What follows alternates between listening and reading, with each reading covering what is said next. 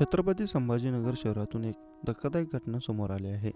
हर्सुल जेलमध्ये कार्यरत असलेल्या पोलीस अंमलदाराचा लाकडी दांडाने ठेचून खून करण्यात आला. हर्सुल जेल परिसरातच ही हत्या करण्यात आली आहे. प्राथमिक माहितीनुसार सिद्धार्थ जाधव असे मयत पोलीस अंमलदाराचे नाव आहे. सिद्धार्थ हे हर्सुल कारागृहात कार्यरत होते. रविवारी रात्री ते त्यांचा मित्र सचिन दाभाडे याच्यासोबत हर्सुल जेल परिसरातील मागच्या बाजूत दारू पेत बसले होते. यावेळी आलेल्या काही हल्लेखोरांनी सिद्धार्थ आणि त्यांच्या मित्रावर हल्ला केला. सिद्धार्थ यांना लाकडी दांड्याने जबर मारहाण करण्यात आल्याने त्यांचा मृत्यू झाला, तर त्यांचा मित्र सचिन हा जखमी अवस्थेत पळून गेल्याने त्याचा जीव वाचला. ते सध्या बेशुद्ध अवस्थेत असून घाटी रुग्णालयात त्यांचे उपचार सुरू आहेत. दरम्यान हा खरंच कोणी केलेला हल्ला होता की त्यांच्या मित्राचा सिद्धार्थ यांना मारण्याचा कट होता, याचा शोध पोलीस घेत आहेत. तसेच घटनेचा पुढील तपास हर्सुल पोलीस करत आहेत.